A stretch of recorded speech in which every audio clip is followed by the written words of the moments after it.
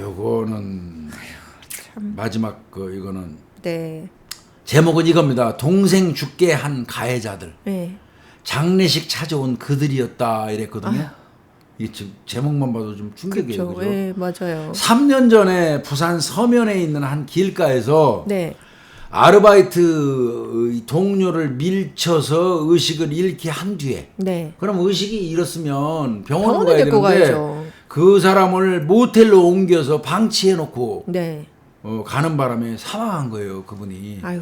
그래서 그 20대들이 이제 그 재판에 회부됐는데 예. 얘들이 항소심에서 일부 감형을 받았다 이런 내용이 나왔거든요. 아유. 근데 얘들이 숨진 당일날 네. 그 사람 장례식장에 와가지고 피해자가 술에 취해서 혼자서 넘어졌다고 이렇게 말했던 애들이에요. 아주 뻔뻔하죠. 지들이 밀어가지고 밀어놓고. 그렇게 됐는데 예. 이게 부산지방법원 형사 1부 성금석 부장판사인데 네. 근데 이제 분명한 거는 얘들이 고의로 밀어서 죽이려고 한 거라니까 과실치사가 적용된 것 같습니다. 그렇겠죠. 예. 과실치사 혐의로 기소된 20대 여성이에요. 네. 그다음에 또 20대 네, 남성 남성. 하나 있고 예. 요 두 사람 이제 원심 파기하고 각각 금고 1년 2개월 그다음에 8개월을 선고했다 이렇게 네. 얘기했는데 그리고 나머지 이제 두 사람 더 있어요. 저 20대 그러니까 여러 명이요. 두 명이네. 여자 둘 남자 둘 그러네. 20대. 지금 보면은 교수님 F까지도 있다 그러는 거 보니까 아유, 여러 명이 A, 그랬어요, B, 여러 C, D, 명이. E, F인데 피해자 빼고 또 5명 정도 되는 것 같아요. 네. 그러니까 내 나중에 보니까 12부터 갖고 밀쳐서 떨어진 건데. 맞아요. 그 F라는 사람이 주택에 이제 탁 밀친 사람이죠. 그러니까요. 예.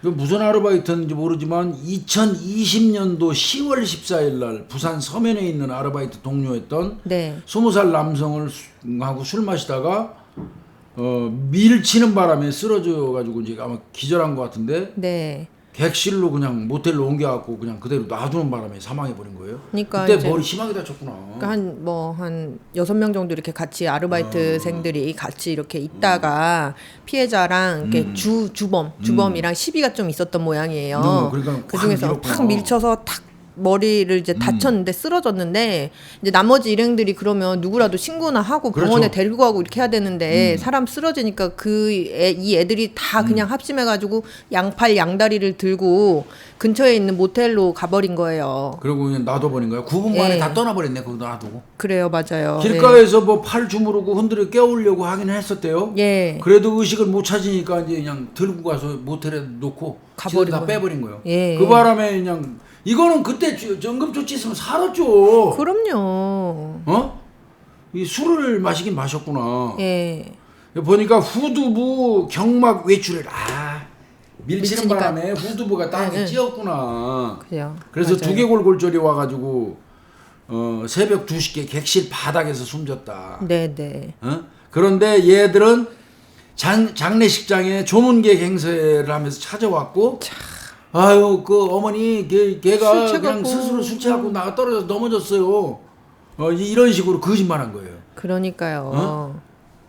그런데 이제 경찰이 이거 그냥 안 넘어가죠. 그럼요. 그 주변에 있는 CCTV 다 확인해서. 영상을 확인을 했죠. 예. 그래서 거기서 밀친 게 나왔고 네.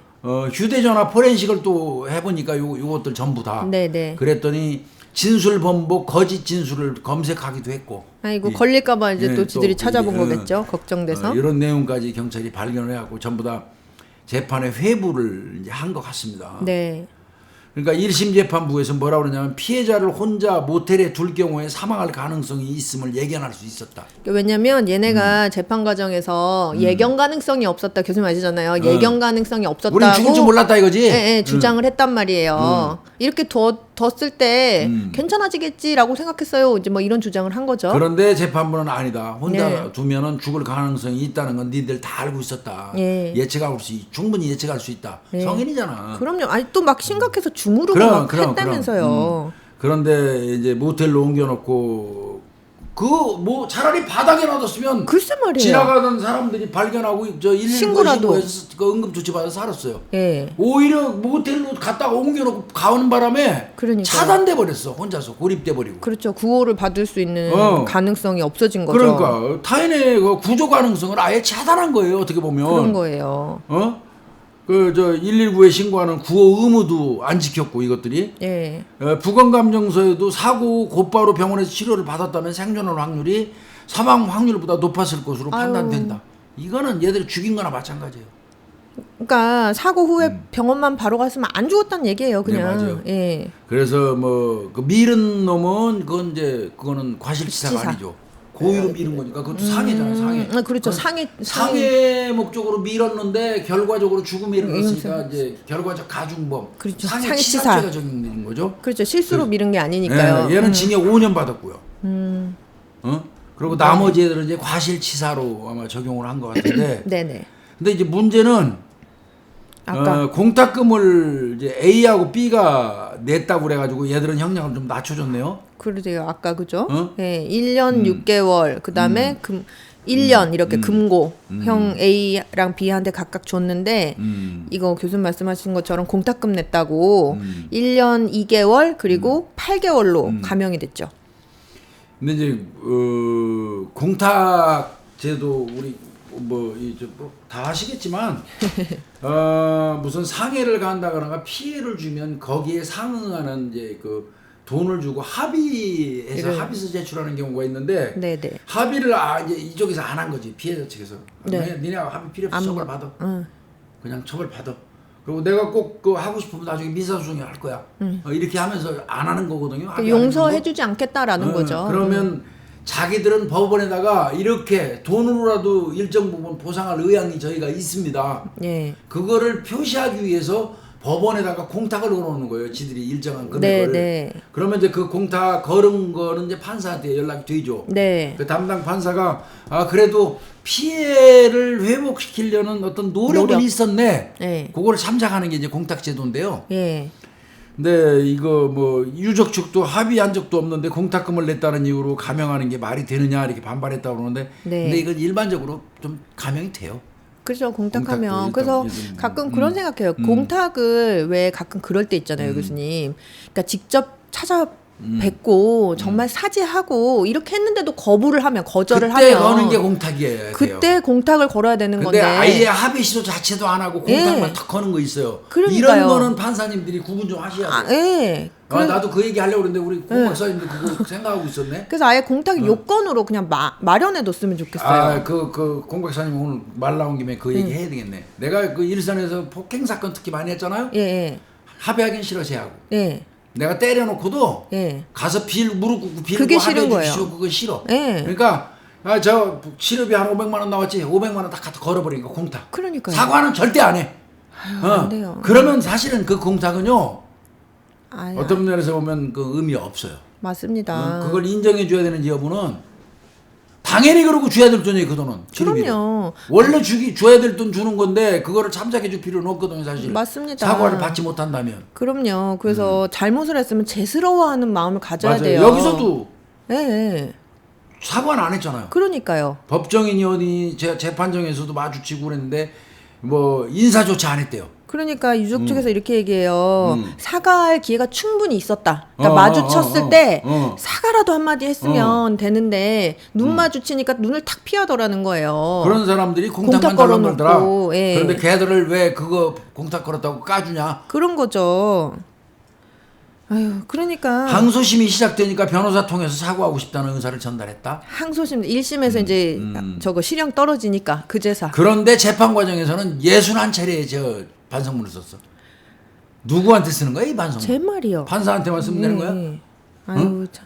그래서 이런 반성문 이런 것도 그러니까 사실은 그 감형하는데 반영을 하잖아요. 네. 뭐 반성하고 있다, 뭐 유족에게 피해자에게 뭐 저기 선처를 얻었다, 뭐 이렇게 하는데 그런 것들도 저는 요건을 좀 강화했으면 좋겠어요. 뭐냐면 피해자 측에서 정말로 내가 마음은 아프지만 이 사람이 이렇게 나한테 사죄를 하고 하는 거를 보니 사람은 믿지만 그래도 뭐 강력 처벌하는 부분에서 조금 내가 참작하는 마음이 있음을 알아주세요. 이런 거 받아오지 못하면 못하게 해야 돼. 사과 받았다고 여겨주면 안 될 것 같아요. 반성문 뭐 판사한테 왜 판사가 피해자예요? 그러니까요. 왜 판사한테 자꾸 반성문 쓰는 거예요? 예. 이거는 아닌 것 같아요. 그래서 진심 어린 사과는 판사한테 쓰는 반성문이 됐어. 맞습니다. 그래서 반성문 또 써주는 새끼들이 있다니까요, 전문으로. 대신 뭐 양식이 있다면서요, 다. 한동안 시끄럽게 걸린 것도 있잖아요. 무슨 로펌 출신 뭐 이런 네, 이런 그런 사람들이 데서 모여가지고 돈 받고 반성문 써주고 네. 뭐 이런 것도 걸린 적도 있고. 그리고 빵에 있잖아요. 네. 한 방에 이거 잘 쓰는 새끼가 있어갖고 그 새끼 하루 종일 앉아서 그거만 쓴대요. 대우받고 대신 써주는 대신 이런 거 못하게 해야 돼 이거. 못하게 해야 돼요. 그리고 반성문 이거 진짜 제대로 된 반성문인지 일단은 반성문을 제출하기 이전에 피해자한테 합의부터 하게 하는 게 맞을 것 같아요. 네, 맞습니다. 그래서 가명에 고려되는 어떤 그 사과나 반성은 정말 그게 실질적으로 피해자에게 용서를 받았을 때 그렇게 반영을 했으면 좋겠어요. 맞아요. 뭐 100번도 쓰죠. 나 감형받을 수 있으면. 그렇죠. 맞잖아요. 지금 구치소에서 할 일도 없는데. 그리고 얘들은 또 기만까지 했잖아요. 맞아요. 장례식장에 뻔뻔하게 찾아와갖고 혼자 술 취해서 넘어졌다고 거짓말까지 하고. 글쎄 말이에요. 이거는 아닌 것 같습니다. 아이고 참. 이번 주도 뭐 이슈 보니까 좀 그렇습니다. 요즘 아까 구하라법 얘기했는데 진짜 그런 거 좀 빨리 좀 하면 안 되나?